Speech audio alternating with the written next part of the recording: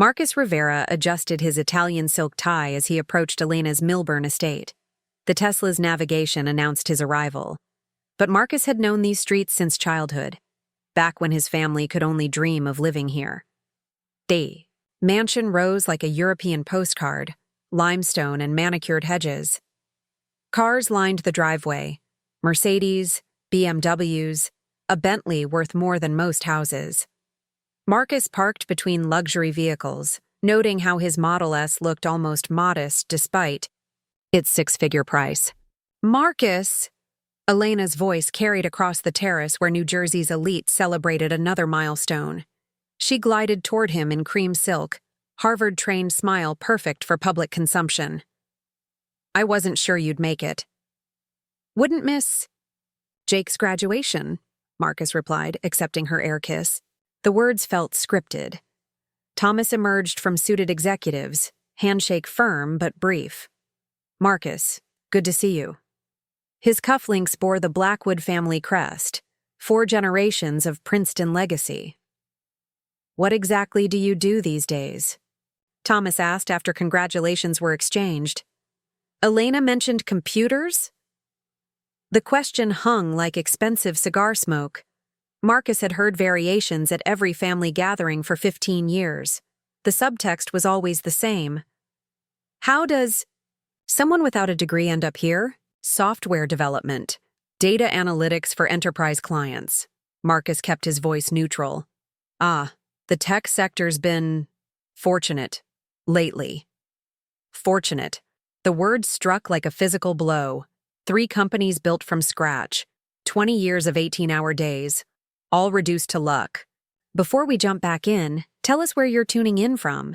And if this story touches you, make sure you're subscribed, because tomorrow, I've saved something extra special for you. Marcus moved toward the bar, but conversation fragments followed him.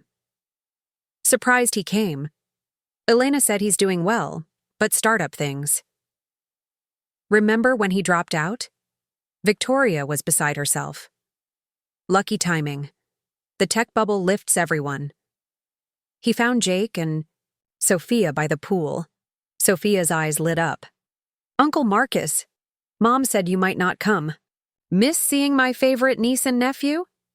Marcus smiled genuinely for the first time. "I'm your only niece," Sophia grinned. "Details." Marcus raised his glass toward Jake. "Dartmouth's lucky to have you." Jake's smile carried uncertainty. "Thanks. Though I'm not sure I'm ready. The pressure, you know." Sophia jumped in. "Jake's been stressing since freshman year. Mom has his 4-year plan mapped out, including which professors to target." "What do you want to do, Jake?" Marcus asked quietly. The question caught the teenager off guard. "Environmental engineering, climate change, sustainable energy." "But that's not really a Blackwood career path," Sophia finished. "Blackwoods manage portfolios. They don't solve actual problems." Elena's voice cut through. "Sophia, meet Mrs. Worthington's daughter. She's starting at Meadowbrook Academy." Sophia's expression darkened. "Duty calls." She walked away with resigned air. "Meadowbrook Academy?" Marcus asked Jake. "Where Sophia goes. Where I went before Exeter. Exclusive prep school in Princeton Heights. Really intense. Kids stressed about college by sophomore year." Jake lowered his voice. "Sophia's having panic attacks about her schedule. Wants art classes, but Mom thinks they're wasteful." Victoria. Rivera approached like visiting royalty. At 72, she remained formidable. Silver hair perfect, posture erect, accent barely hinting at the Puerto Rican childhood she'd transcended. "Mijo." Her embrace was brief but warm, carrying complex love and disappointment. "You look tired, too thin. Are you eating?" Classic Victoria, love through criticism, care wrapped in concern. "Business is good, Mommy. Elena tells me you sold another company. 3 now?" Victoria's gaze swept his expensive suit. "Your cousin Roberto just made partner. 20 years of steady work. Not like these technology things that come and go." the gentle poison delivered with a smile. Technology isn't going anywhere, Mommy. What happens when you're older? Want family? These startup things are for young men sleeping on couches. Real careers last. Marcus deflected, but damage was done. After 2 decades of achievement, he remained the family disappointment. He spent an hour making polite conversation, playing the quirky entrepreneur who'd stumbled into success. By the time he escaped, Marcus felt hollowed out, diminished despite his accomplishments. Driving through Princeton Heights toward Manhattan, one name echoed: Meadowbrook Academy. Jake's words returned: Sophia's panic attacks, the pressure, rigid, Ivy League focus, perfect symbol of everything his family valued that Marcus supposedly lacked. That night in his minimalist penthouse, Marcus researched. Meadowbrook's website was a monument to traditional excellence. Gothic buildings, ivy walls, alumni leading Fortune 500 companies. Founded 1873, 98% college acceptance rate, 89% Ivy League placement. But financial documents revealed struggle. Enrollment declining as modern schools offered innovative approaches. Endowment hit by market volatility. The school was quietly selling properties, seeking strategic partnerships with investors. Marcus leaned back, plan crystallizing. His family saw him as uneducated, unworthy. They sent children to Meadowbrook, temple of everything Marcus supposedly lacked. What if the dropout became the owner? What if the lucky gambler controlled their children's futures? What if Marcus Rivera, family disappointment, perpetual outsider, became the authority they'd have to respect? 2 weeks later, Marcus sat in his lawyer's Park Avenue office, reviewing final documents. The acquisition would be structured through a shell company, identity hidden until revelation. "You're sure about anonymity?" his lawyer asked. "Once you take control, it'll be difficult to maintain." "I want time to observe before they know who's watching," Marcus replied. The lawyer nodded, finding the arrangement eccentric. "Transfer complete within 30 days. Congratulations, Mr. Rivera. You're about to own one of New Jersey's most prestigious institutions." Marcus signed with a gold pen from his second company sale. Each signature felt like victory, a step toward something larger than revenge. He was buying power, influence, ability to reshape the institution representing everything his family valued and everything they believed he lacked. That evening on his penthouse balcony, watching Manhattan's lights blur into gold patterns, Marcus considered the irony. Elena was probably helping Sophia with homework, reinforcing grades and test scores. Thomas reviewing Jake's Dartmouth preparation. Victoria bragging about traditional achievement she understood. None knew the family failure now controlled their children's educational future. None suspected Marcus Rivera, with more money than they'd ever see and 2 decades of hunger for validation, was about to become the most influential person in their carefully planned lives. Marcus had always been told he needed education to succeed. Now he owned the institution his family worshipped. He intended to teach them lessons about the true meaning of intelligence, success, and power they'd never forget. The purchase was complete. The real education was about to begin. Marcus's hand tightened on the steering wheel as he approached Meadowbrook Academy's gates for the first time as owner. 3 weeks had passed since the acquisition papers were signed. 3 weeks of careful planning and strategic patience. Now, driving through the wrought iron entrance under overcast October skies, he felt the weight of possibility and revenge settling on his shoulders like an expensive coat. The campus unfolded before him with deliberate grandeur. Gothic revival. Buildings rose from manicured lawns, their limestone facades weathered by nearly a century and a half of New Jersey seasons. Students in navy blazers and pressed khakis moved between classes with the unhurried confidence of those born to privilege. Everything about Meadowbrook whispered tradition, legacy, the kind of institutional authority Marcus had been taught to. Revere and never question. But today, he owned it all. Mr. Rivera? Headmaster James Castellano emerged from the administration building as Marcus parked. Tall and distinguished, with silver threading through dark hair, Castellano moved with the measured grace of someone accustomed to commanding respect. His handshake was firm, his smile professionally warm. "Welcome to Meadowbrook Academy. We're grateful for your interest in our institution." Marcus noted the careful phrasing. Interest, not ownership. The legal structure had been designed to maintain his anonymity while granting him full control.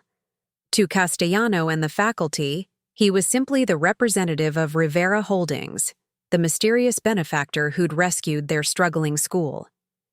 "Thank you for accommodating the visit." "On short notice," Marcus replied, matching Castellano's formal tone. "I'm eager to understand what makes Meadowbrook special." They began with the chapel, its stained glass windows casting colored shadows across worn wooden pews.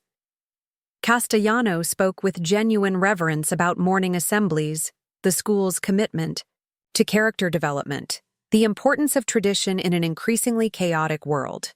Marcus listened politely, but his attention was drawn to details the headmaster didn't mention: the stress lines around young faces, the way students clutched their phones between classes like lifelines, the subtle hierarchy visible in clustering, patterns and careful distances. "Our academic standards are rigorous," Castellano explained as they moved toward the classroom buildings. "We believe in preparing our students for the challenges they'll face at the finest universities in the nation. Competition breeds excellence." Through a classroom window, Marcus watched a Latin teacher drill conjugations while 16-year-olds scribbled notes with mechanical precision. The scene felt familiar, not from his own education, which had ended abruptly at 16, but from every family gathering where academic achievement was discussed like stock prices or sports statistics. "What's your philosophy on learning styles?" Marcus asked. "Different approaches for different students?" Castellano's smile tightened almost imperceptibly. "Our methods have been refined over decades. Students adapt to our standards, not the other way around. It's part of what makes Meadowbrook graduates so successful in competitive environments." They paused outside another classroom where a college counselor addressed junior students about their upcoming applications. Marcus recognized the speaker's tone, urgent, almost frantic, as if 17-year-olds were running out of time to save their futures. Through the glass, he spotted Sophia in the third row, her notebook covered in color-coded schedules and deadline reminders. "The college placement process begins early here," Castellano noted with pride. "By junior year, our students have clear pathways mapped to their target institutions. We've had 93% Ivy League acceptance over the past decade." Marcus watched Sophia raise her hand tentatively, then lower it when another student spoke first. Even from outside, he could see the tension in her shoulders, the way she gripped her pen like a weapon against inadequacy. "Impressive statistics," Marcus said carefully. "What about students who might want to explore alternative paths?" "Alternative?" Castellano's confusion seemed genuine. "I'm not sure I follow." Before Marcus could elaborate, a woman approached from the direction of the Student Services building. Dr. Catherine Westbrook moved with purposeful energy, her professional composure tempered by something warmer in her expression. Dark hair pulled back practically, minimal makeup, clothes chosen for comfort rather than impression. She stood out among Meadowbrook's polished aesthetic, like a wildflower in a formal garden. "James, sorry to interrupt." Her voice carried a slight southern accent, educated but not pretentious. "Mrs. Patterson is here about her son's anxiety episodes. She's insisting we adjust his course load again." "Dr. Westbrook heads our student services," Castellano explained to Marcus. "She handles the more delicate aspects of student welfare." Catherine extended her hand to Marcus, her grip firm and direct. "Catherine Westbrook, you must be from Rivera Holdings. We're grateful for the support. Marcus Rivera, he replied, then caught himself. The slip felt dangerous and liberating simultaneously. I mean, representing Rivera Holdings. Catherine's eyes sharpened slightly, but she didn't comment on the correction. Instead, she studied his face with the practiced assessment of someone trained to read emotional undercurrents. Dr. Westbrook has some progressive ideas about education, Castellano said, his tone suggesting this wasn't entirely positive. She's been advocating for what she calls holistic approaches to student development. Meaning? Marcus asked, genuinely curious. Catherine's expression lit up despite Castellano's obvious disapproval. Meaning, we should consider the whole child, not just their GPA and test scores. Students are experiencing unprecedented levels of anxiety and depression. We're seeing panic attacks over B+ grades, eating disorders triggered by academic pressure, social isolation, because every interaction is viewed through the lens of college competitiveness. Our standards prepare students for reality, Castellano countered. The world is competitive. Coddling them here does no favors. There's a difference between preparation and trauma, Catherine replied, her voice remaining respectful but firm. I've been researching alternative models, schools that maintain academic excellence while promoting creativity, collaboration, emotional intelligence. The data shows students actually perform better when they're not paralyzed by fear of failure. Marcus found himself leaning forward, genuinely engaged for the first time since arriving. What kind of alternatives? Project-based learning, cross-curricular connections, emphasis on problem-solving rather than memorization, space for artistic expression, social entrepreneurship, real-world application of academic concepts. Catherine's enthusiasm was infectious. Imagine if our students were excited about learning instead of terrified of not learning fast enough. Castellano's discomfort was palpable. Dr. Westbrook, perhaps we should focus on showing Mr. Rivera our current successes rather than theoretical improvements. But Marcus was studying Catherine with new interest. Here was someone who understood that education could be more than a sorting mechanism, more than elaborate preparation for predetermined paths, someone who saw the human cost of Meadowbrook's polished efficiency. How long have you been here, Dr. Westbrook? Marcus asked. 3 years. I came from public education, hoping to bring some innovative approaches to private school resources. It's been... She glanced at Castellano. A learning experience. They continued the tour, but Marcus found his attention split between Castellano's institutional pride and Catherine's subtle commentary. She pointed out students who were thriving, usually those from families that emphasized balance over pure achievement. She also indicated, with careful discretion, the warning signs they encountered regularly: perfectionism that crossed into obsession, social anxiety masked as academic focus, the hollow-eyed exhaustion of teenagers who'd forgotten how to play. In the science building, they passed David Chen hunched over a chemistry lab, working alone while classmates clustered in pairs. Marcus recognized the isolation of the scholarship student, the careful distance maintained by someone who knew they didn't quite belong but was determined to prove their worth anyway. David's one of our most promising students, Castellano noted. Full scholarship, exceptional academic performance. His parents own a restaurant in town. Marcus watched David measure compounds with meticulous precision, noting the boy's intense focus and the way other students unconsciously excluded him from their casual conversations. Another familiar dynamic: the outsider working twice as hard for half the recognition. The tour concluded in Castellano's office, wood-paneled and lined with photographs of distinguished alumni. Portraits of successful graduates gazed down like benedictions. CEOs, senators, federal judges, the kind of traditional success that Marcus's family worshipped and that he'd supposedly failed to achieve. So, Castellano leaned back in his leather chair. What are your initial impressions? How can Rivera Holdings best support Meadowbrook's mission? Marcus considered his words carefully. The moment felt pivotal, his first opportunity to hint at the changes he intended to implement. I'm interested in innovation, educational approaches that prepare students for a rapidly changing world, technology integration, creative problem solving, maybe some, unconventional teaching methods. Castellano's smile became strained. Change for change's sake can be dangerous in education. Our methods have produced exceptional results for generations. But what about students who don't fit the traditional mold? Marcus pressed. Different learning styles? Different definitions of success? Every student can succeed within our framework if they apply themselves properly, Castellano replied. It's a matter of discipline and commitment.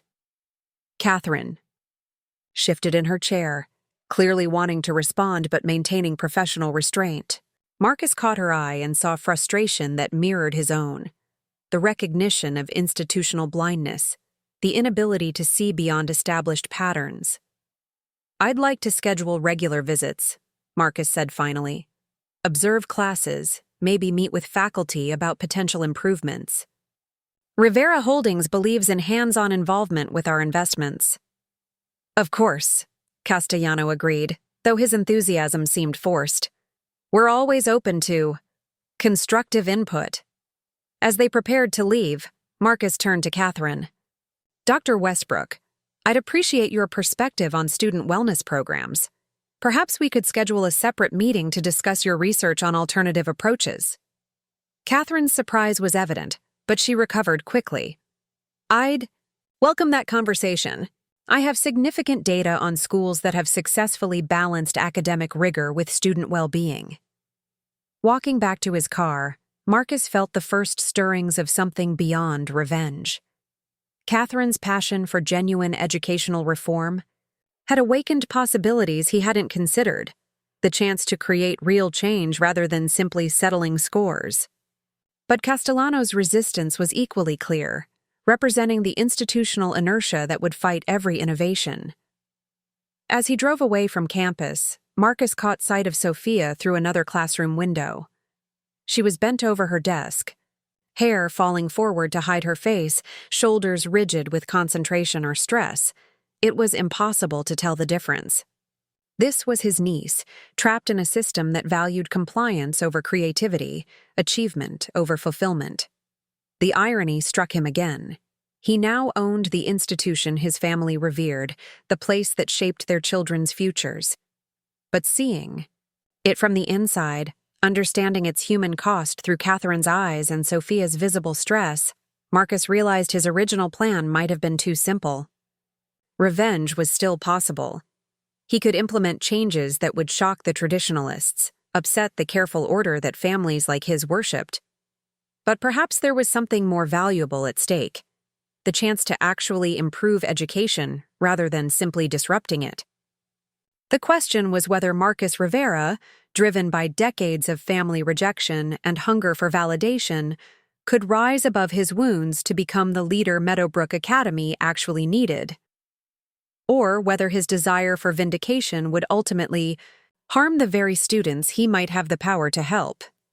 Victoria Rivera's sharp knock arrived on a gray November morning, delivered with the fury of someone who'd discovered a betrayal she couldn't comprehend. ¿Qué carajo estás haciendo, Marcus? Spanish erupted before English could catch up. What the hell are you doing? Marcus stepped aside, his stomach tightening with familiar dread. 3 weeks since he'd begun implementing changes at Meadowbrook. Elena's discovery of his ownership had made this confrontation inevitable. Coffee, Mommy? Don't you dare mommy me. Victoria's voice carried steel forged through 30 years of multiple jobs funding her children's educations. Elena told me what you did. Buying that school like some game. Using money to manipulate your own family. Marcus poured coffee anyway, hands steady despite the churning in his chest. The past weeks had been intoxicating, watching faculty scramble. To accommodate his suggestions, seeing traditional methods questioned, implementing impossible changes through absolute authority. Roberto Santos's hiring had been his boldest move. Marcus pictured Castellanos' horror when presented with the resume. Former gang member, ex-convict, teaching degree earned in prison. Everything Meadowbrook's reputation excluded. Rob has more real-world experience than half your faculty, Marcus had argued. He understands overcoming actual adversity, not just prep school social dynamics. But the parents, Castellano protested. How do we explain hiring someone with a criminal record? We explain that education should expand perspectives, not reinforce prejudices, Marcus replied, his ownership making argument final. Roberto Santos will teach here. Now, watching his mother pace like a caged predator, Marcus wondered if he was perpetuating the same authoritarianism he'd always resented. Preparing and narrating this story took us a lot of time, so if you are enjoying it, subscribe to our channel. It means a lot to us. Now back to the story. Do you know what you've done to Sophia? Victoria's voice cracked. That poor girl is caught between her mother's expectations and whatever chaos you're creating. Elena says there are teachers with criminal backgrounds, students questioning everything. You're destroying their stability. Their stability was crushing them, Marcus replied, surprised by his conviction. Have you seen Sophia lately? The panic attacks, sleepless nights, how she flinches when someone mentions college? Victoria's expression flickered, recognition warring with loyalty to established order. Children need structure, mijo. Rules, expectations.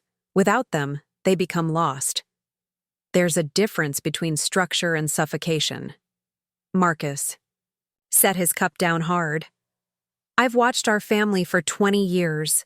The pressure, constant judgment, measuring worth by test scores. It's toxic.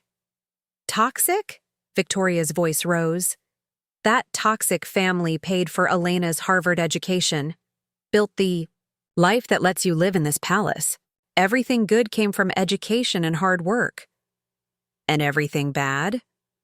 Words erupted before Marcus could stop them. The constant criticism, making me feel worthless for choosing differently? Do you know what it's like to succeed beyond dreams and still feel like a failure because your family treats you like a cautionary tale? Dangerous silence followed, charged with decades of unspoken resentment. Victoria's face paled, hands trembling as she processed his accusation. I was trying to protect you, she whispered, give you tools for security. By telling me I was throwing away potential? Dismissing achievements as luck? 20 years of control cracked. Do you know what that does? Makes you question every success? Wonder if you deserve anything you've earned? Victoria sank into his sofa, suddenly looking older than 72. I was afraid you would struggle. Without proper education, credentials, the world would be cruel. I wanted to push you onto the safe path. Elena's safe path led to 60-hour weeks and a daughter having panic attacks. Jake's questioning if he's allowed to care about environmental issues because they're not Blackwood appropriate. Bah, how is any of that safe? Marcus's phone buzzed. Emergency at school. Roberto incident with parents. Need you here. I have to go. There's a situation. Marcus, we're not finished. We're never finished, Mommy, that's the problem. At Meadowbrook, Marcus found Catherine in the main office, usual composure strained as she dealt with angry parents and Castellano, who looked like he was suppressing an I told you so speech. What happened? Roberto assigned students to write about experiences with inequality, Catherine explained carefully. One wrote about feeling isolated as a scholarship kid. Another explored anxiety about family expectations. The Worthingtons found their daughter's essay. Mrs. Worthington, perfectly coiffed and radiating indignation, was lecturing Castellano. We don't pay $40,000 for children to be exposed to this social agenda. My daughter's essay was full of inappropriate content about class. Differences. This isn't what Meadowbrook represents. Students exploring authentic experiences through writing is exactly what education should represent, Marcus interrupted. Personal reflection, critical thinking, Emotional growth. And you are? Mrs. Worthington's tone could freeze champagne. Marcus Rivera. I represent Rivera Holdings, Meadowbrook's primary investor. The introduction shifted dynamics immediately. These parents might criticize mysterious benefactors abstractly, but confronting the actual person controlling their children's futures required delicate maneuvering. Mr. Rivera, Thomas Blackwood stepped forward, expression controlled. Marcus felt disorientation, his brother-in-law treating him as authority rather than family disappointment. We appreciate your investment, but surely you understand concerns about maintaining standards. I understand that real standards involve preparing students for an actual world, not an imaginary one where diversity of experience doesn't exist, Marcus replied. Roberto Santos brings authenticity your children desperately need. Authenticity? Mr. Patterson sputtered. The man's a convicted criminal teaching our children about feelings. What's authentic about that is dangerous. Marcus felt composure cracking. Same attitudes that had dismissed him for years, credentials mattering more than capability, conventional paths inherently superior. Roberto Santos earned his teaching degree while incarcerated for nonviolent drug charges, Marcus said, voice hardening. He's published research on literacy development. He's helped more struggling students than most of your proper teachers. If you're more concerned about background than results, that says something about your priorities. Silence followed, tension thick. Castellano looked mortified, Catherine impressed. Parents uncertain how to respond to direct confrontation from someone they couldn't dismiss. Thomas sought compromise. Perhaps there's middle ground. We could require approval for sensitive assignments. No. Marcus's response surprised everyone. Education isn't about protecting students from reality. It's about giving them tools to understand complexity. Roberto's assignment stands. Mrs. Worthington gathered her purse theatrically. This isn't over. The board will hear about this. Good. I look forward to that conversation. After parents left, Castellano turned with barely contained frustration. You've declared war on our most influential families. They donate money, sit on boards, control our reputation. We can't afford to alienate them. We can't afford to let them control educational innovation, Marcus shot back. This thinking has held Meadowbrook back for generations. Held us back from what? We have the highest college acceptance rates, most prestigious alumni, and the most anxious, emotionally damaged students I've seen, Catherine interjected. Prestige without purpose isn't education, it's expensive credentialing. Marcus studied Catherine with new appreciation. Her support felt personal, invested in actual mission rather than just supporting his authority. Roberto stays, Marcus said finally. His methods continue. If parents want to withdraw children, that's their choice. But Meadowbrook will prioritize actual learning over artificial comfort. That evening, Elena waited in his lobby, expression unreadable. We need to talk, she said simply. In his apartment, Elena moved to the windows overlooking Manhattan, silhouette sharp against city lights. When she turned, her expression held something Marcus hadn't seen in years, uncertainty. Sophia told me about her essay, Elena said quietly. The one for your teacher's class. Marcus waited.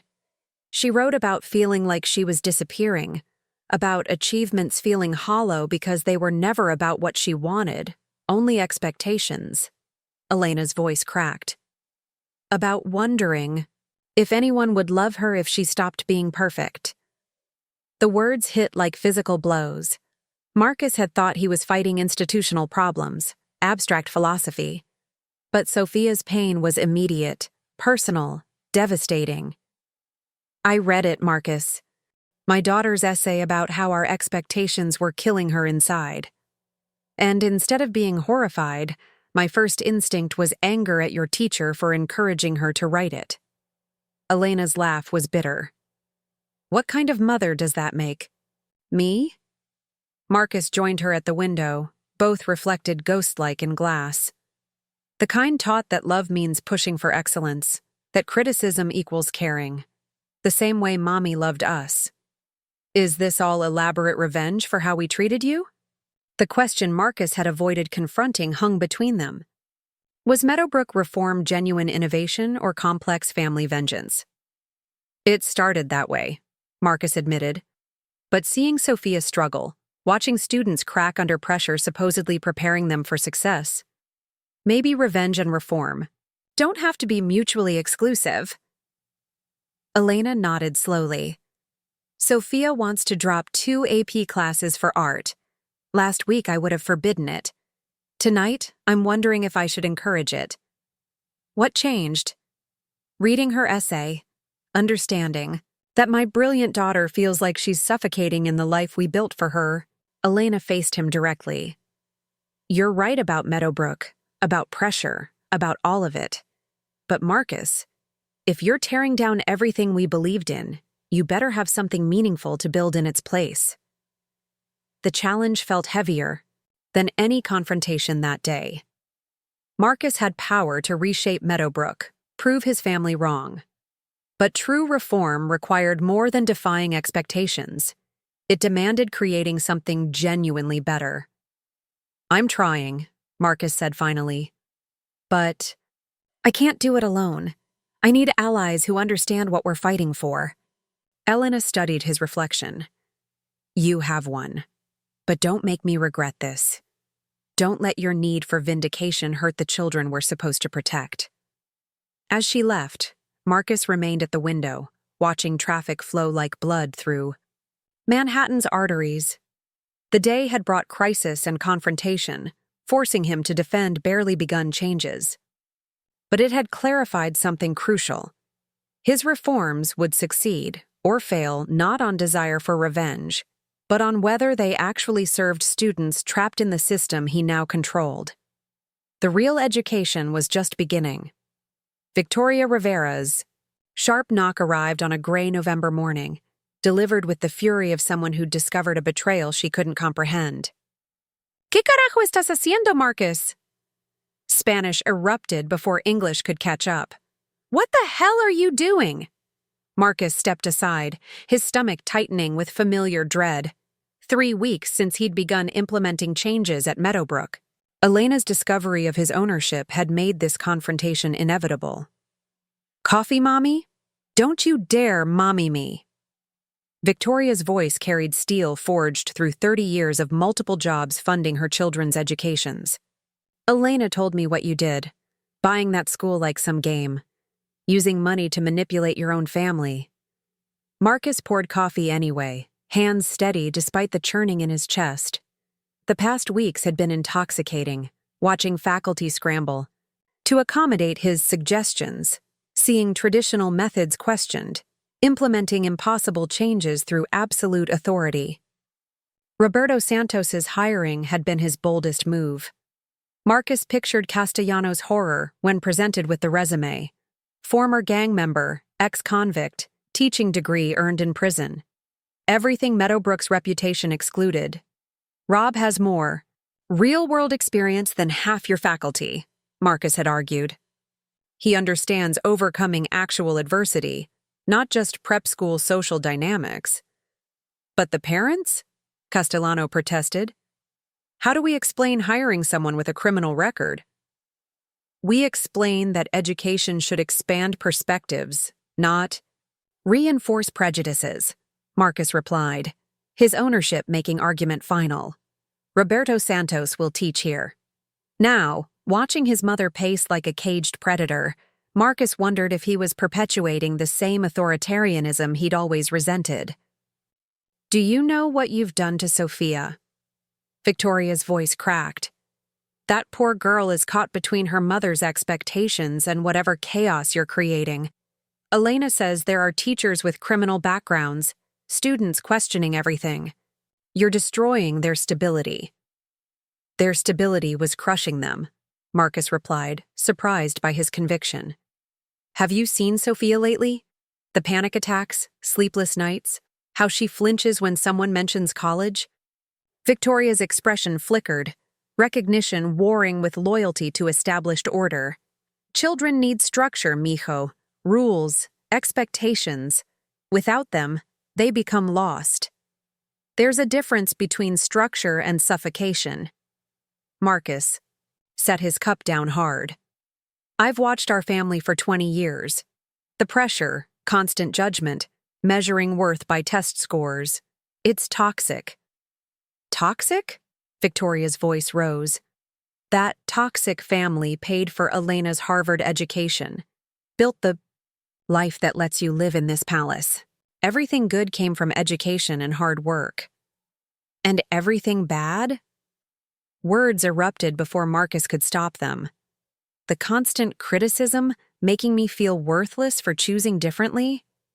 Do you know what it's like to succeed beyond dreams and still feel like a failure because your family treats you like a cautionary tale?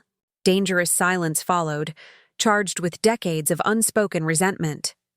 Victoria's face paled, hands trembling as she processed his accusation. I was trying to protect you, she whispered, give you tools for security. By telling me I was throwing away potential? Dismissing achievements as luck? 20 years of control cracked. Do you know what that does? Makes you question every success? Wonder if you deserve anything you've earned? Victoria sank into his sofa, suddenly looking older than 72. I was afraid you would struggle. Without proper education, credentials, the world would be cruel. I wanted to push you onto the safe path. Elena's safe path led to 60-hour weeks and a daughter having panic attacks. Jake's questioning if he's allowed to care about environmental issues because they're not Blackwood appropriate. How is any of that safe? Marcus's phone buzzed. Emergency at school. Roberto incident with parents. Need you here. I have to go. There's a situation. Marcus, we're not finished. We're never finished, Mommy. That's the problem. At Meadowbrook, Marcus found Catherine in the main office. Usual composure strained as she dealt with angry parents and Castellano, who looked like he was suppressing an I told you so speech. What happened? Roberto assigned students to write about experiences with inequality, Catherine explained carefully. One wrote about feeling isolated as a scholarship kid. Another explored anxiety about family expectations. The Worthingtons found their daughter's essay. Mrs. Worthington, perfectly coiffed and radiating indignation, was lecturing Castellano. We don't pay $40,000 for children to be exposed to this social agenda. My daughter's essay was full of inappropriate content about class differences. This isn't what Meadowbrook represents. Students exploring authentic experiences through writing is exactly what education should represent, Marcus interrupted. Personal reflection, critical thinking, emotional growth. And you are? Mrs. Worthington's tone could freeze champagne. Marcus Rivera. I represent Rivera Holdings, Meadowbrook's primary investor. The introduction shifted dynamics immediately. These parents might criticize mysterious benefactors abstractly, but confronting the actual person controlling their children's futures required delicate maneuvering. Mr. Rivera. Thomas Blackwood stepped forward, expression controlled. Marcus felt disorientation, his brother-in-law treating him as authority rather than family disappointment. We appreciate your investment, but surely you understand concerns about maintaining standards. I understand that real standards involve preparing students for an actual world, not an imaginary one where diversity of experience doesn't exist, Marcus replied. Roberto Santos brings authenticity your children desperately need. Authenticity? Mr. Patterson sputtered. The man's a convicted criminal teaching our children about feelings. What's authentic about that is dangerous. Marcus felt composure cracking. Same attitudes that had dismissed him for years. Credentials mattering more than capability. Conventional paths inherently superior. Roberto Santos earned his teaching degree while incarcerated for nonviolent drug charges, Marcus said, voice hardening. He's published research on literacy development. He's helped more struggling students than most of your proper teachers. If you're more concerned about background than results, that says something about your priorities." Silence followed, tension thick. Castellano looked mortified, Catherine impressed, parents uncertain how to respond to direct confrontation from someone they couldn't dismiss. Thomas sought compromise. "Perhaps there's middle ground. We could require approval for sensitive assignments." "No." Marcus's response surprised everyone. Education isn't about protecting students from reality. It's about giving them tools to understand complexity. Roberto's assignment stands. Mrs. Worthington gathered her purse theatrically. "This isn't over. The board will hear about this." "Good. I look forward to that conversation." After parents left, Castellano turned with barely contained frustration. "You've declared war on our most influential families. They donate money, sit on boards, control our reputation. We can't afford to alienate them. We can't afford to let them control educational innovation," Marcus shot back. "This thinking has held Meadowbrook back for generations." "Held us back from what?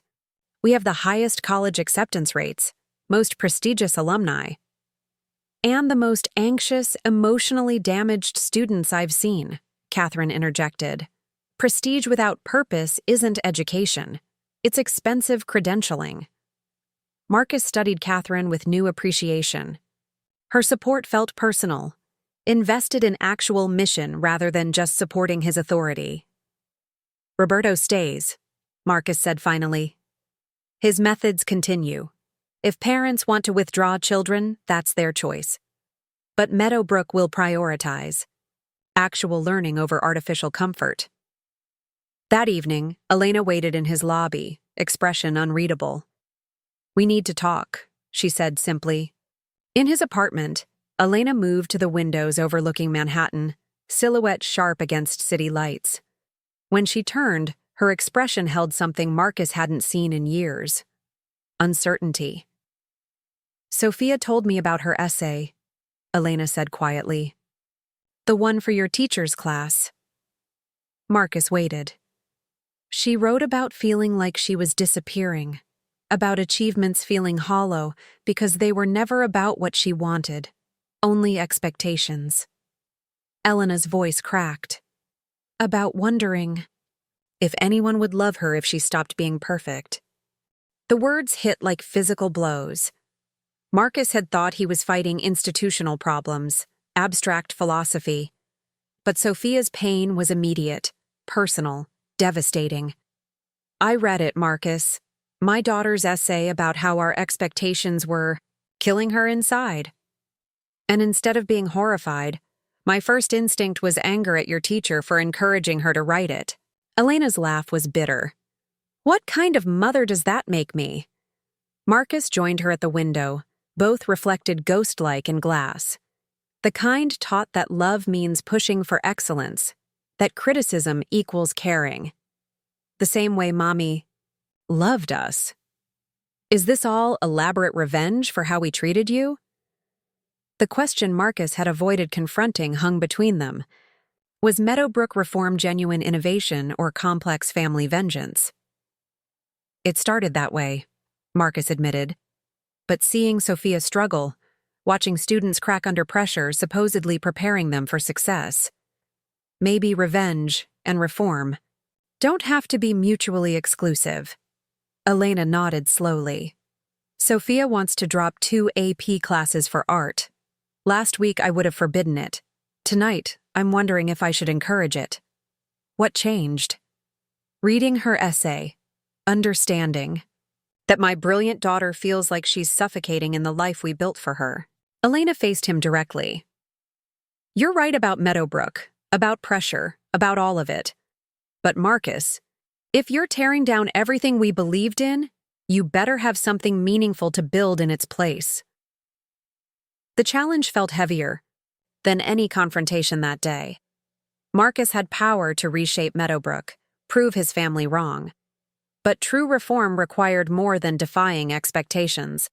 It demanded creating something genuinely better. I'm trying, Marcus said finally. But I can't do it alone. I need allies who understand what we're fighting for. Elena studied his reflection. You have one. But don't make me regret this. Don't let your need for vindication hurt the children we're supposed to protect. As she left, Marcus remained at the window, watching traffic flow like blood through Manhattan's arteries. The day had brought crisis and confrontation, forcing him to defend barely begun changes. But it had clarified something crucial. His reforms would succeed or fail, not on desire for revenge, but on whether they actually served students trapped in the system he now controlled. The real education was just beginning. The Board of Trustees. Hearing convened on a January morning that felt more like a trial than a review. The main auditorium had been transformed into a forum where Meadowbrook's future would be decided. Marcus sat facing 7 distinguished alumni, whose combined influence could reshape New Jersey's educational landscape with a single vote. Board Chair Margaret Worthington commanded the center position, silver hair perfectly styled despite the early hour. Thomas Blackwood sat to her right, expression carefully neutral but eyes sharp with strategic calculation. The other members represented exactly the kind of establishment Marcus had spent his career circumventing. We're here to evaluate the educational reforms implemented over the past 4 months, Mrs. Worthington began, her voice carrying accustomed authority. Our goal is determining whether these changes serve our institution's mission and students' best interests. Parents filled most seats, expressions ranging from curious to hostile.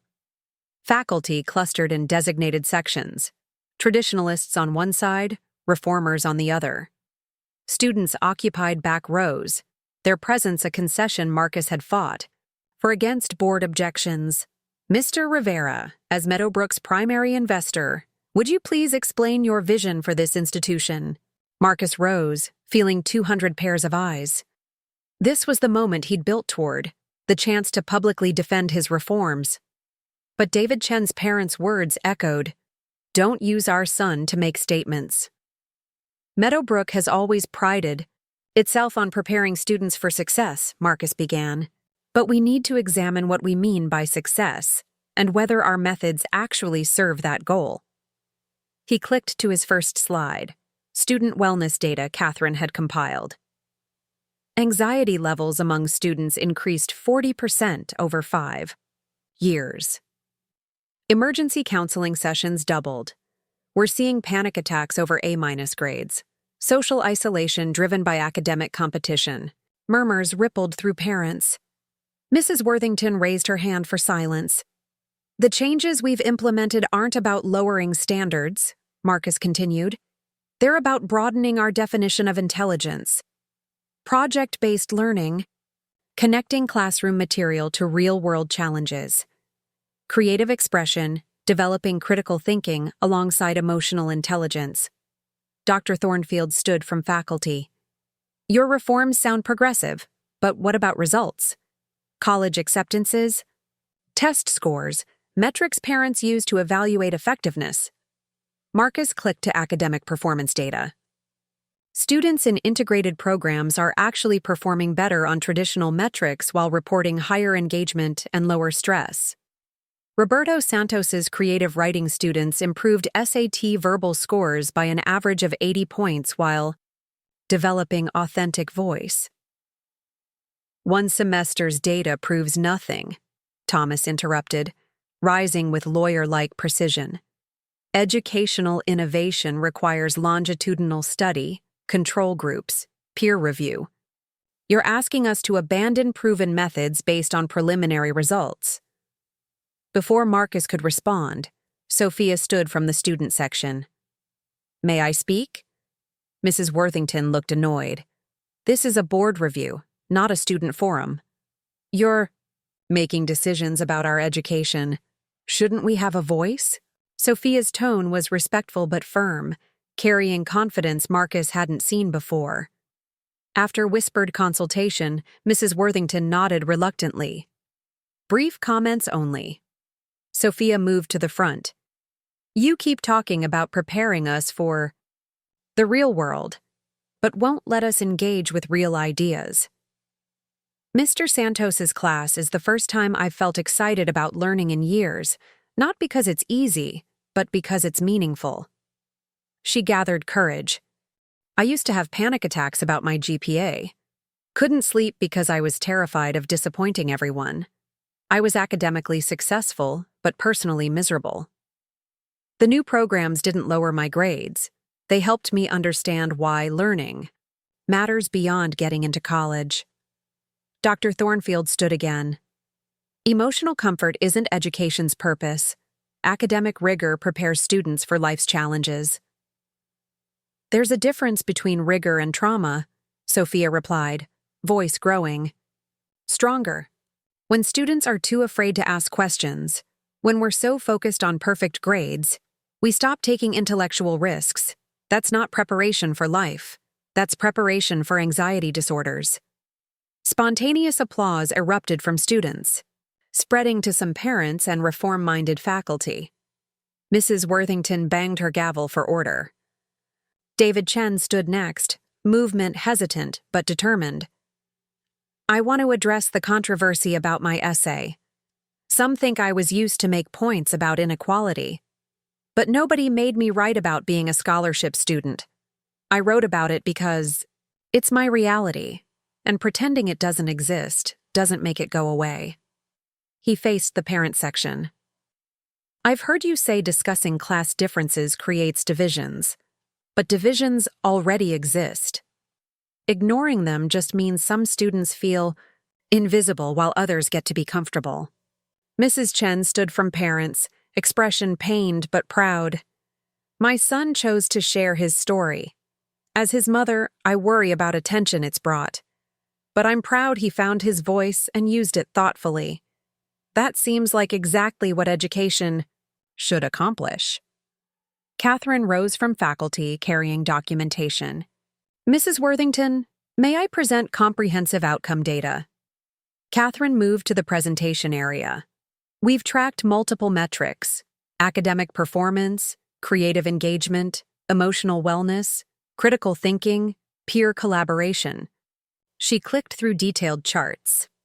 Students in integrated programs show improved performance across traditional measures, while reporting higher satisfaction.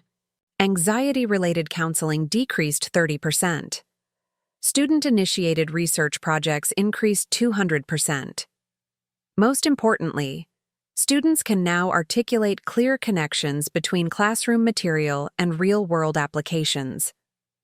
Thomas stood again. Correlation isn't causation. How do you account for variables like seasonal changes or novelty effects? We used control groups and statistical analysis, Catherine replied calmly. Improvements are statistically significant across demographic groups. But more importantly, qualitative feedback suggests students are developing intrinsic motivation rather than just performing for external rewards. Intrinsic motivation doesn't get students into Harvard, Mrs. Patterson called out. Actually, it does, Catherine replied. Admissions officers increasingly seek students demonstrating genuine intellectual curiosity, creative problem-solving, authentic engagement. Cookie-cutter perfection is becoming less competitive than demonstrated passion and original thinking. The debate continued for another hour. Then Victoria Rivera entered, moving with dignity of someone who'd decided to take a public stand. The room quieted as she walked to the front. I am Victoria Rivera, she began, accent pronounced due to emotion. Marcus is my son. I came to this country with nothing, worked 3 jobs to send my children to school, believed education was the only path to security. She looked directly at Marcus. For 20 years, I criticized my son for leaving school, choosing an unconventional path. I thought he was wasting potential, throwing away opportunities I sacrificed to provide. Her voice grew stronger. But watching him these months, seeing how he cares about these children, I realize I was wrong about what education means. It's not about following predetermined paths.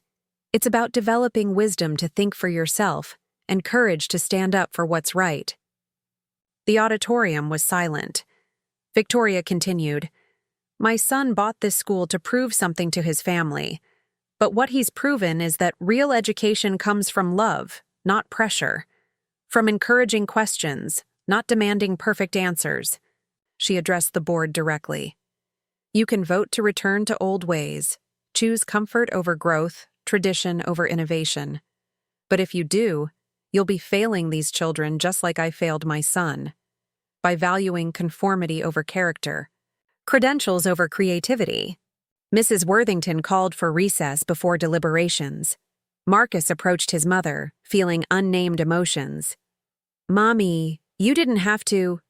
"Yes, I did. It's time I supported my son's education instead of questioning it." When the hearing reconvened, Mrs. Worthington announced the decision. After careful consideration, the board votes to continue current reform programs on provisional basis. We will conduct comprehensive evaluation at year's end, with final decisions based on longitudinal data and community feedback. Not complete vindication, but not rejection either. As people filed out, Catherine approached with relief and concern. "This is just the beginning," she said quietly. "We've got to prove these programs work over time while managing ongoing resistance." Marcus nodded, but for the first time since buying Meadowbrook, his focus had shifted from proving himself to actually serving students. "What do you think our chances are?" Catherine smiled, the first genuinely relaxed expression in weeks. "Better than this morning, but success depends on staying focused on educational outcomes rather than personal vindication." As they left together, Marcus caught sight of Sophia organizing study groups that combined academic work with creative projects. David Chen was surrounded by classmates genuinely interested in his perspective, rather than viewing him as a symbol. The reckoning was over, but the real work was just beginning. The real work was just beginning, and Marcus discovered that building something meaningful was infinitely harder than tearing down what came before. 3 weeks after the board hearing, he sat in Meadowbrook's conference room facing an unlikely coalition. Castellano adjusting his reading glasses with obvious discomfort. Catherine organizing data sheets with determined efficiency. Thomas reviewing documents with lawyer-like precision, and Dr. Thornfield, whose presence represented traditionalist faculty's grudging acceptance of change.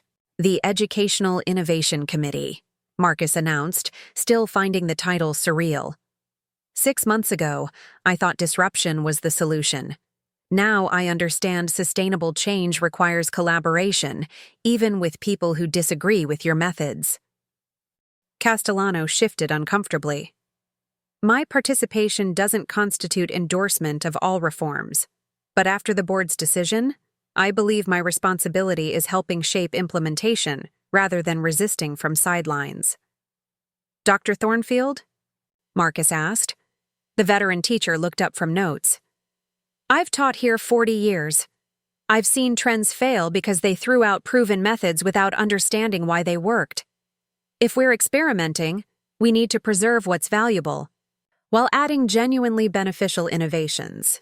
Thomas leaned forward, focused on practicalities.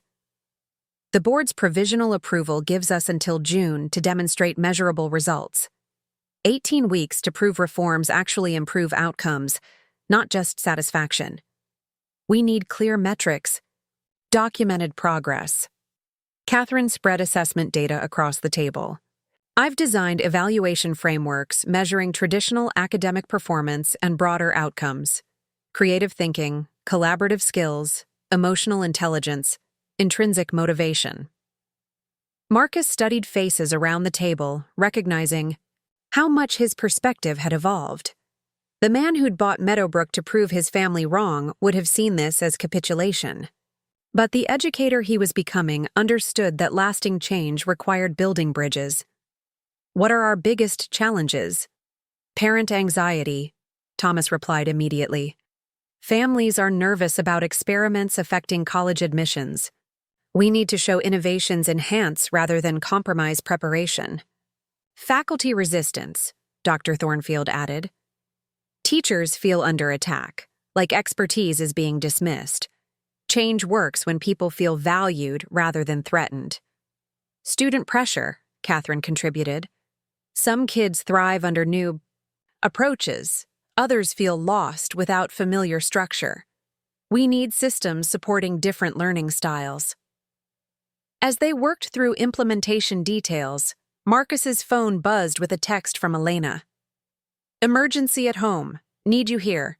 It's about Mommy."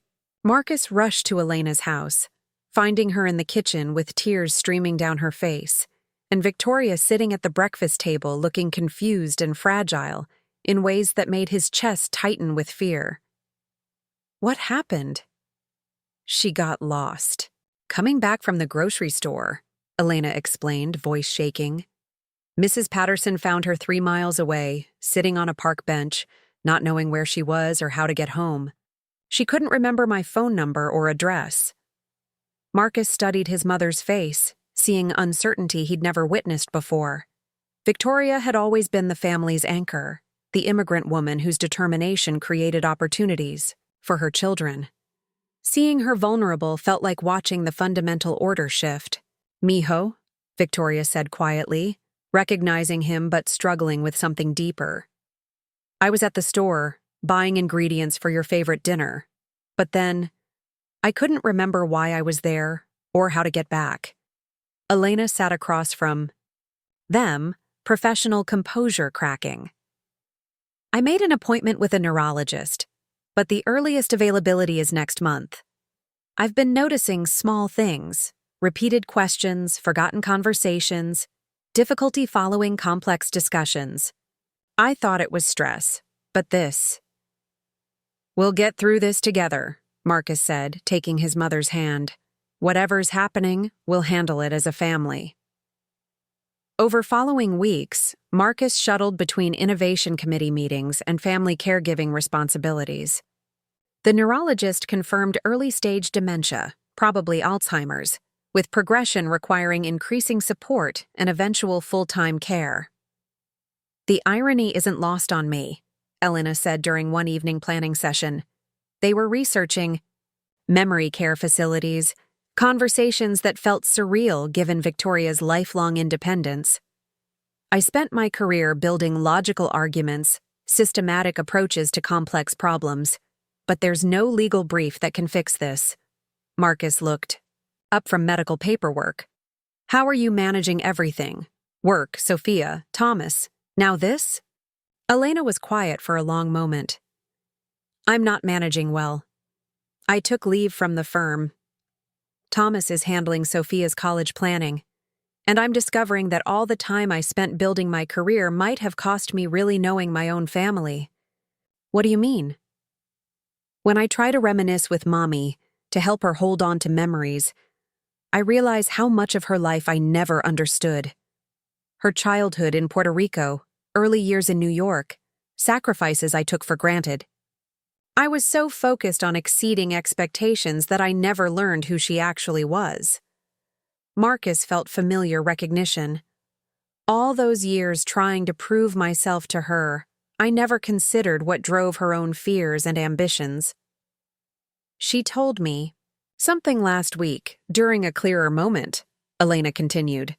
"She said the reason she was so hard on us about education wasn't because she thought we were inadequate. It was because she was terrified of us experiencing the helplessness she felt when she couldn't speak English well enough to advocate for herself." The revelation reframed decades of family dynamics. Victoria's criticism hadn't come from disappointment. It had come from desperate love and fear. "Maybe that's what real education is about," Marcus said quietly. "Understanding the stories that shape us, the fears that drive us, the love that gets expressed in complicated ways." At Meadowbrook, the Innovation Committee's work showed promising results. Students in pilot programs performed well academically while reporting higher engagement and lower stress. Roberto's classes had become so popular that waiting lists stretched across grade levels, but success felt bittersweet against Victoria's declining health. Marcus found himself thinking about legacy differently, not just institutional changes, but deeper patterns of family love and misunderstanding. "You know what I've realized?" he told Catherine one evening as they reviewed progress reports. "I bought this school to prove my family was wrong about education. But the real education has been learning how to love imperfect people in complicated circumstances." Catherine looked up from data analysis, expression carrying warmth that had drawn him from their first meeting. "Maybe that's what we're teaching students too. That real intelligence includes emotional wisdom, that success means more than external achievement." Elena made an unexpected decision that surprised everyone, including herself. She resigned from her law partnership to focus on family caregiving and explore new ways of contributing to educational reform. "Thomas thinks I'm having a midlife crisis," Elena told Marcus as they toured a memory care facility. "Maybe I am. But watching Mommy forget pieces of herself has made me realize how much of my own life I've forgotten in pursuit of other people's definitions of achievement." "What will you do instead?" "Education law, actually. Policy work supporting reforms like yours at Meadowbrook. Consulting with schools wanting to balance innovation with tradition."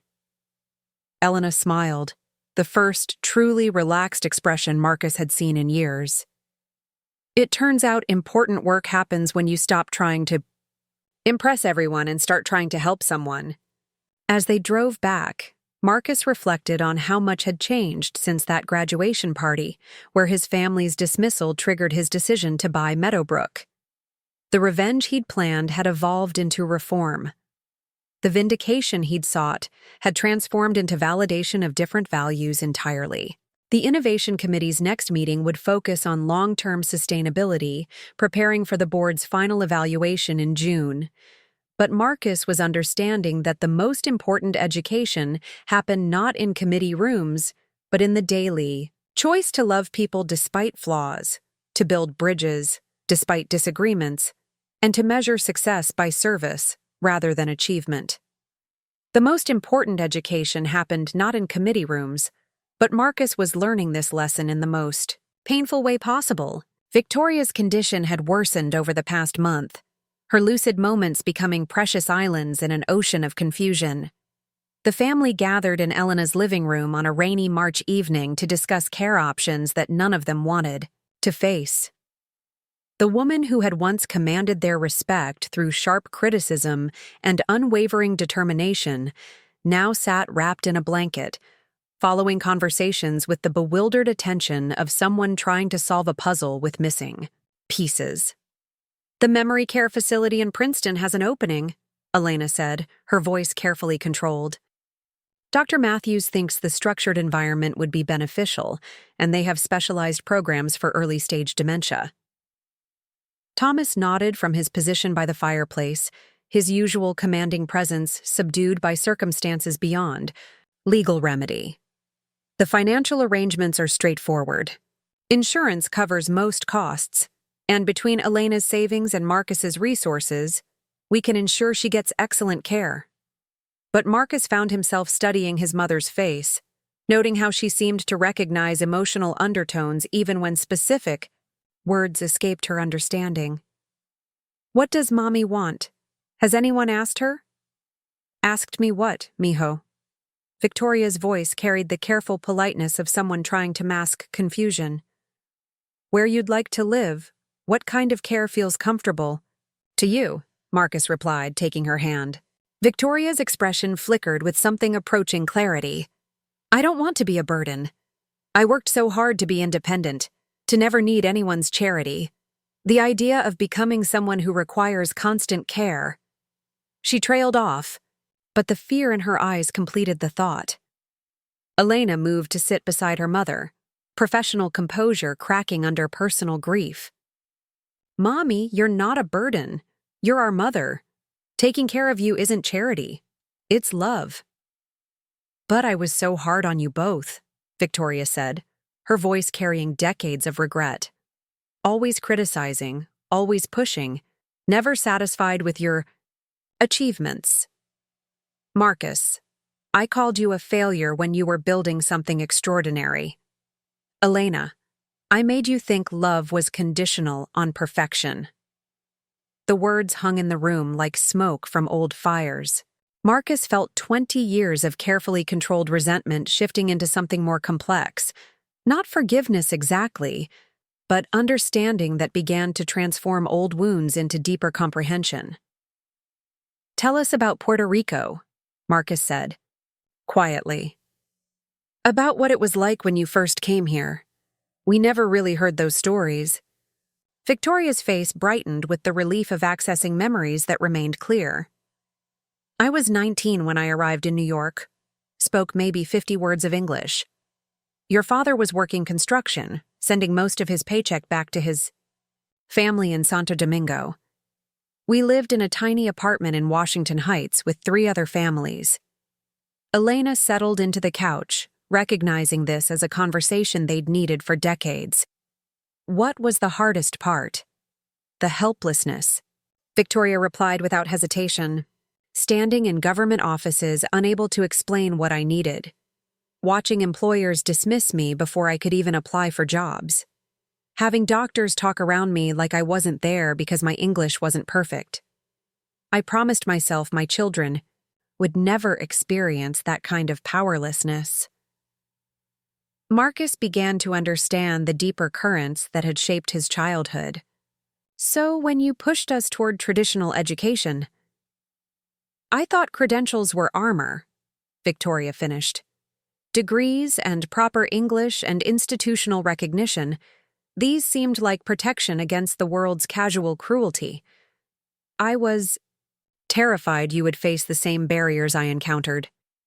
"But you never told us about the fear," Elena said. "You just demanded excellence without explaining why it mattered so much to you." Victoria's laugh was bitter and self-aware.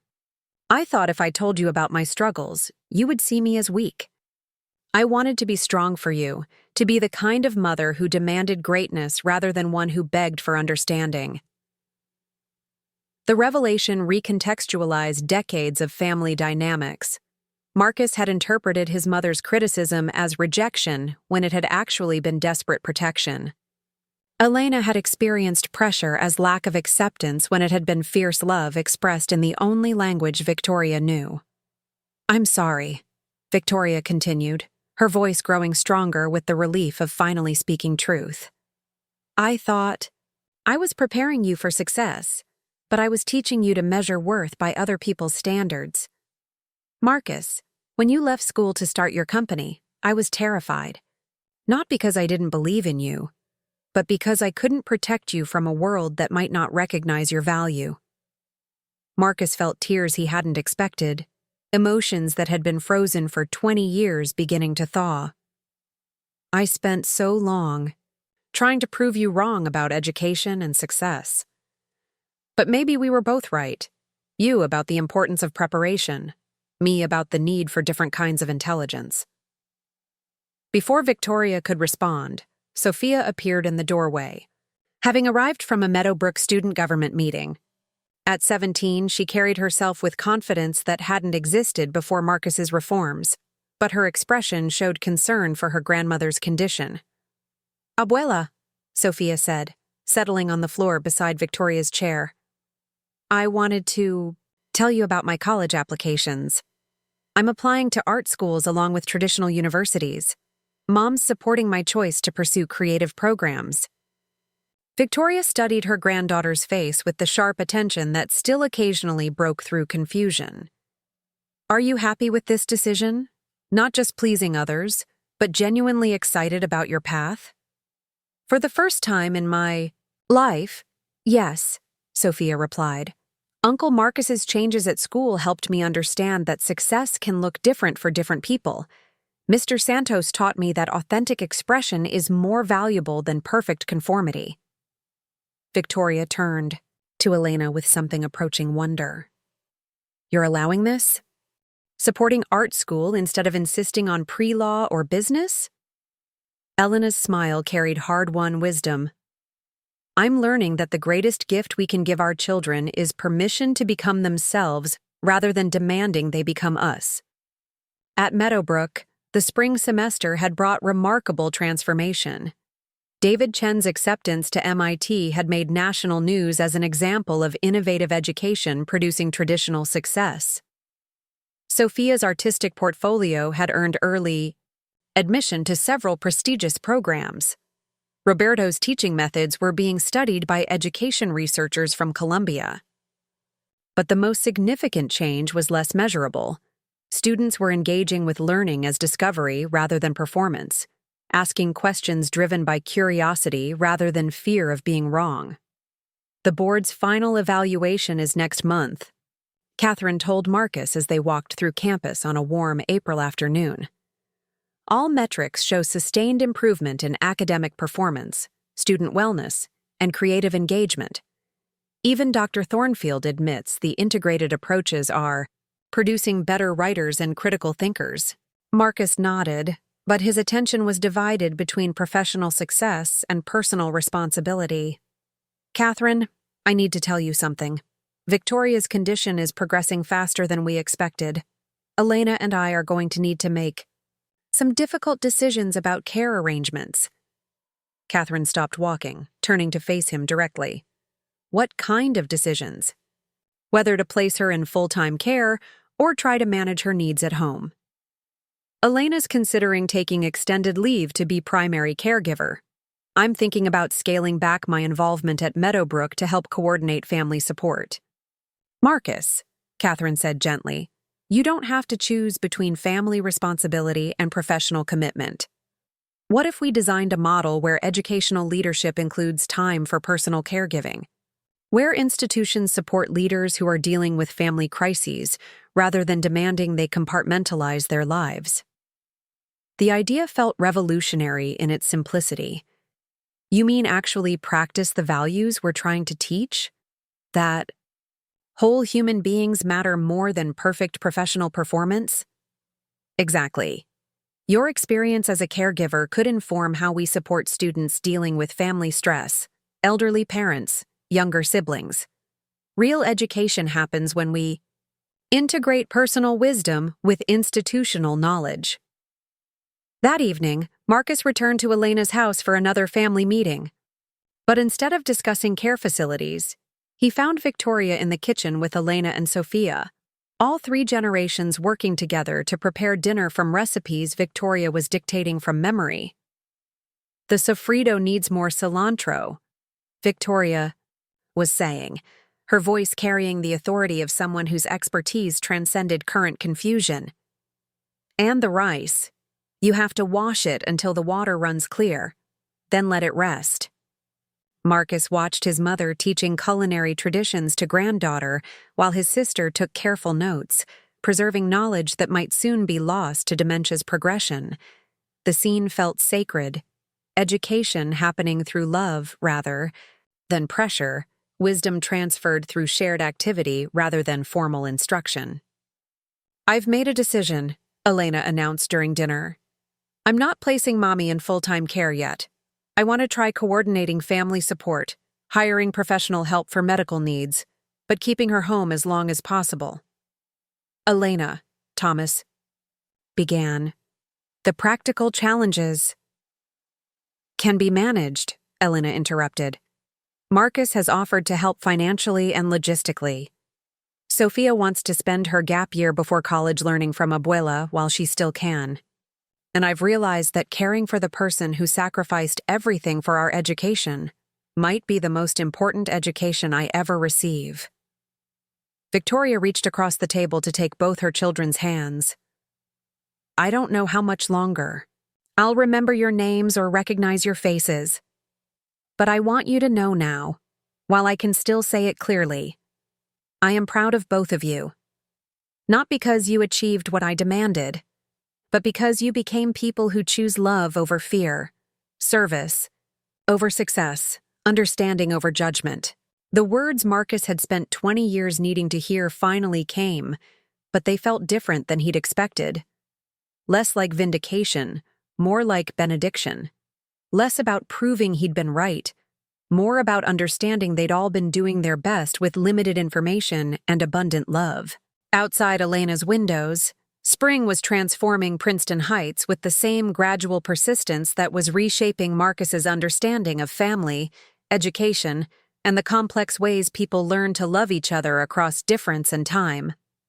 The most profound transformation was happening inside Victoria's increasingly fragmented mind, and in the clarity that sometimes emerged from confusion. Marcus arrived at Elena's house on a bright May morning to find Victoria sitting in the garden, her face turned toward the sun. Elena had called urgently. "She's having one of her clear days, really clear, and she wants to talk to you about something important." The documentary crew was setting up nearby, preparing to film Innovative Education, the Meadowbrook Model, a PBS special that had attracted national attention. But Marcus barely noticed the cameras. His focus was entirely on his mother, who looked at him with the sharp intelligence he remembered from childhood. "Mijo," Victoria said, her voice carrying none of yesterday's confusion. "Sit with me. I need to tell you something while I still can." These moments of clarity had become precious and unpredictable, gifts that arrived without warning and disappeared just as suddenly. "I've been thinking about your school," Victoria began, words carefully chosen, "about what you've accomplished there and what it means for children like Sophia and David. I was wrong about so many things, Marcus. Not just about you, but about what education really means." Through the French doors, Marcus could see the documentary director preparing interviews that would showcase Meadowbrook's innovative programs. But this conversation felt more important than any public recognition. "You were trying to protect us," Marcus replied. "I understand that now." "Protection that became its own kind of prison," Victoria said with ruthless honesty. "I taught you both to measure worth by other people's standards instead of your own values. I made you afraid of failure instead of excited by possibility." She reached for his hand, her grip surprisingly strong. "But you broke that pattern, Marcus. You refused to accept my limitations as your own. And now you're helping other children escape the same trap." From inside came the sound of Sophia practicing college interview responses with Elena, her confidence a stark contrast to the anxiety-ridden teenager she'd been 8 months earlier. "The documentary people want to interview me," Victoria continued. "Elena thinks it might be too much given my condition. But I want to do it. I want to say publicly what I should have said privately years ago." Marcus felt concern mixed with pride. "Mommy, you don't owe anyone a public statement." Victoria's smile carried hard-earned wisdom. "This isn't performance, mijo. It's testimony. There are other mothers making the same mistakes I made. Other families caught in the trap of believing love means pressure. If I can help one parent understand the difference between supporting and suffocating their children, then maybe my mistakes can serve some purpose." An hour later, Victoria sat facing the documentary camera with composed dignity. The interviewer, Dr. Sarah Chen, David's aunt and an education researcher at Princeton, approached with professional curiosity and personal investment. "Mrs. Rivera, your son Marcus has implemented significant changes at Meadowbrook Academy. As someone who valued traditional education, how do you view these reforms?" Victoria was quiet for a moment, gathering thoughts that required extra effort to organize. When she spoke, her words carried the weight of hard-earned understanding. "I came to this country believing that education was the only protection against poverty and powerlessness. I pushed my children toward traditional success because it seemed like the safest path. But I confused credentials with wisdom, achievement, with fulfillment." She looked directly into the camera. Marcus's reforms at Meadowbrook aren't about lowering standards. They're about raising them, to include emotional intelligence, creative thinking, and the courage to question rather than just comply. These children are learning to be human beings, not just academic performers. Dr. Chen leaned forward. "Some critics argue that progressive methods compromise preparation for competitive universities. How would you respond?" "I would say that competition without compassion creates hollow victories," Victoria replied, voice gaining strength. Yes, these children need to be prepared for challenges. But they also need to understand who they are, what they value, and how to contribute meaningfully to the world.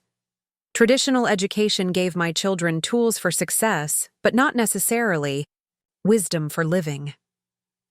The interview continued for 20 minutes, with Victoria articulating insights that surprised everyone, including herself. She spoke about immigrant fear shaping educational demands. She acknowledged perfectionism's damage while affirming high expectations. Most powerfully, she spoke directly to parents watching. If you love your children, teach them to think for themselves, not just to please others. Support their growth instead of demanding their performance. Remember that education's goal is not creating perfect students, but developing complete human beings. When cameras stopped rolling, Victoria looked exhausted but peaceful, as if she'd finally said something she'd been carrying for years. That was beautiful, Mommy. It was honest, Victoria replied. Finally.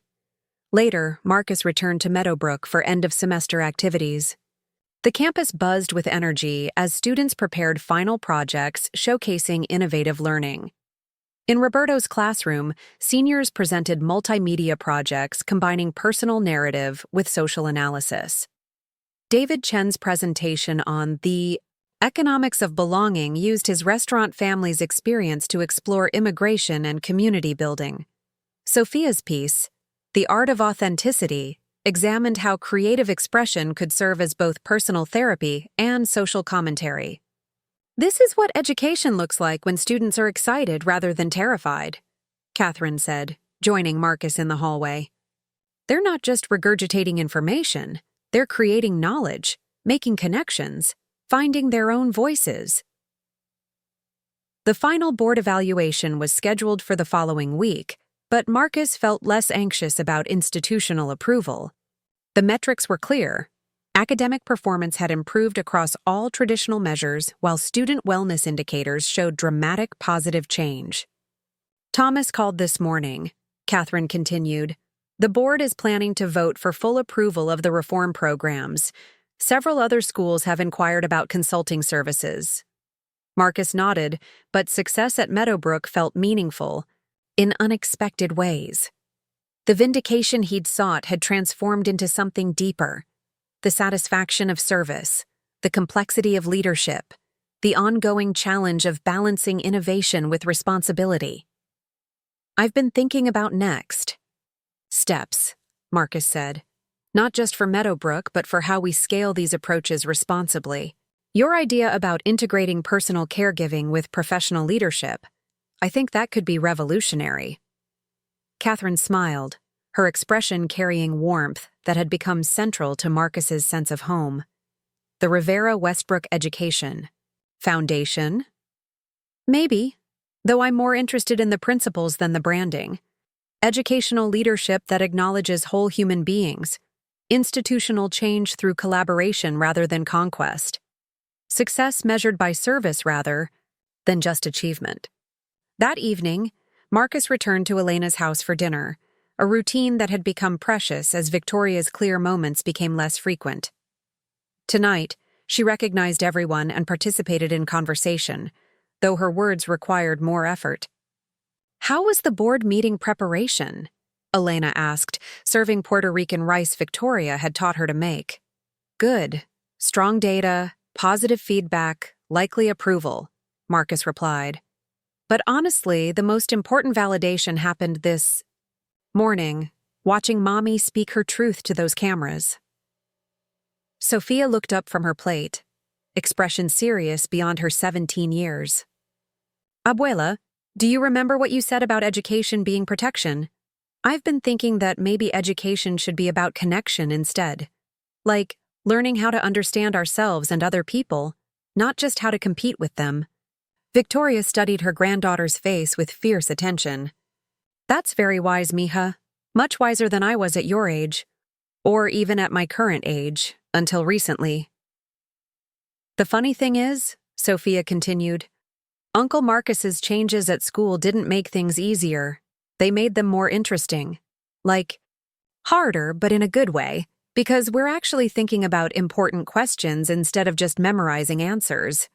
Elena smiled, her transformation from rigid perfectionist to supportive parent continuing to amaze Marcus. Speaking of questions, I got a call today from a nonprofit in Trenton. They're looking for someone to help develop educational policy that supports innovation while maintaining accountability. Are you interested? Very. It would combine my legal background with everything I've learned about educational philosophy this year. Plus, it feels like meaningful work rather than just prestigious work. As dinner continued, Marcus observed his family with gratitude rather than resentment. Relationships that had once felt broken by misunderstanding were healing, through honest conversation and shared purpose. You know what I realized today? Marcus said as they cleared dishes. I bought Meadowbrook to prove that my family was wrong about education and success. But what I actually proved is that we were all partially right. Traditional education has value, structure, rigor, high expectations. Progressive approaches have value, creativity, emotional intelligence, personal authenticity. The magic happens when you integrate both instead of choosing sides. Victoria reached across the table to squeeze his hand. That sounds like wisdom. Mijo. Real wisdom, not just intelligence. The most important education was happening right here, in conversations that healed old wounds while building new understanding. Marcus had learned that real success wasn't about proving others wrong. It was about love expressed wisely, leadership exercised humbly, and the ongoing challenge of growing into the people we're meant to become. The Rivera Westbrook Education Foundation launch event took place on a crisp October evening in Manhattan, 6 months after Victoria's documentary interview had aired to national acclaim. Marcus stood before 200 education leaders, feeling the weight of opportunity and responsibility. When I first purchased Meadowbrook Academy, Marcus began, I thought I was buying the right to prove a point. I wanted to show that non-traditional paths were equally valid, that my family's dismissal of my choices was wrong. He paused, catching sight of Elena in the front row beside Catherine. Victoria was not present. Her condition had deteriorated beyond public events, but Marcus felt her influence in every word. What I discovered instead was that meaningful change requires collaboration, not conquest. That sustainable reform comes from building bridges between opposing viewpoints rather than choosing sides. The audience listened intently as Marcus presented Meadowbrook's results. Improved academic performance across all traditional metrics, while students reported higher engagement, lower anxiety, and stronger intrinsic motivation. Dr. Castellano rose from the audience.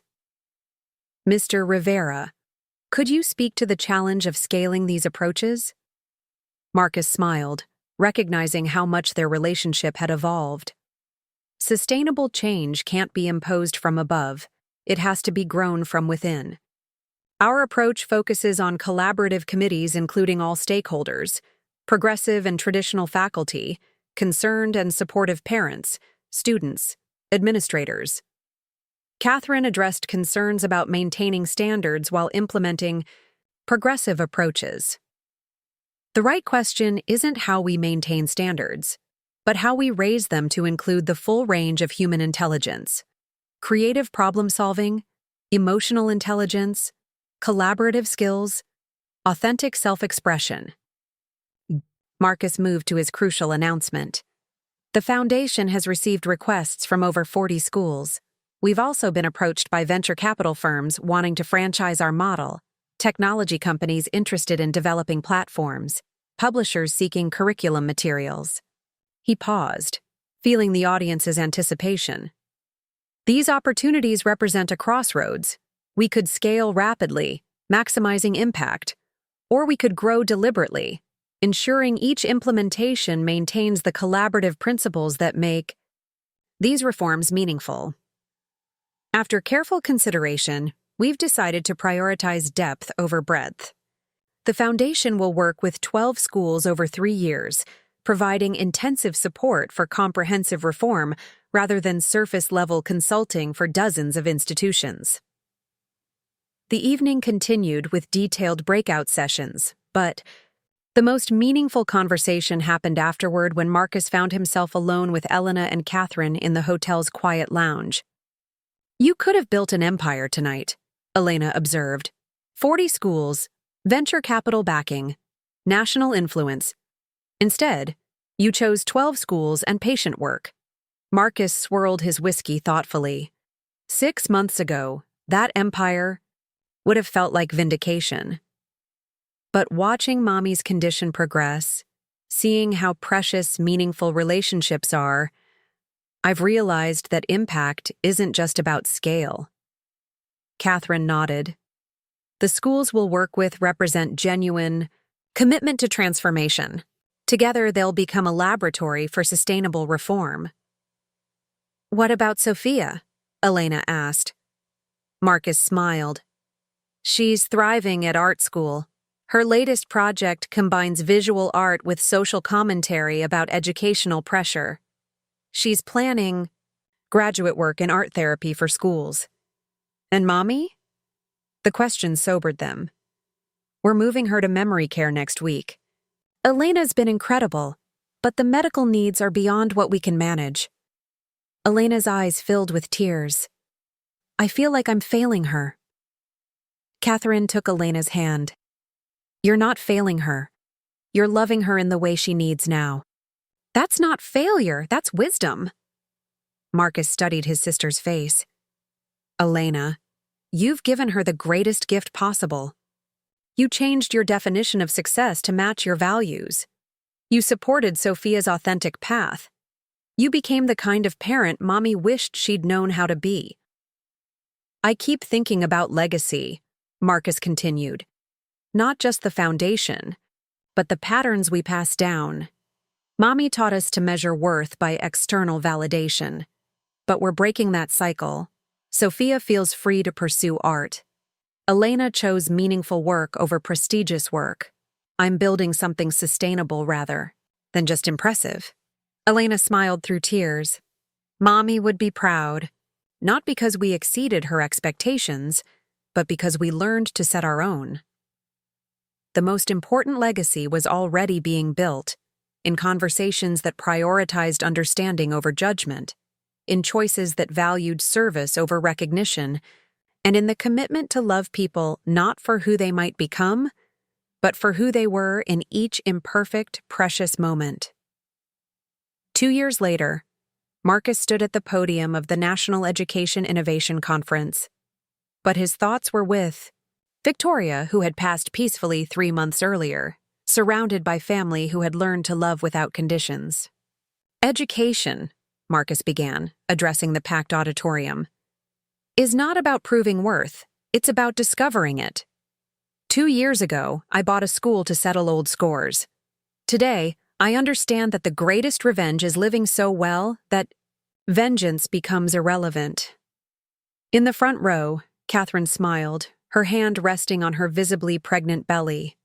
They had married quietly last spring, choosing substance over spectacle, building a partnership rooted in shared values rather than complementary wounds.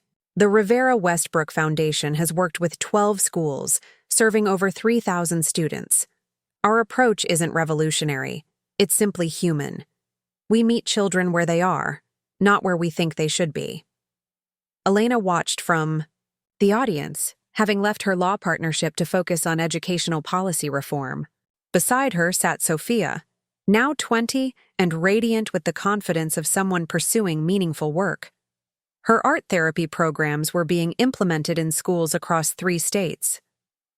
"My mother, Victoria Rivera, passed away recently," Marcus continued, his voice carrying hard-won peace.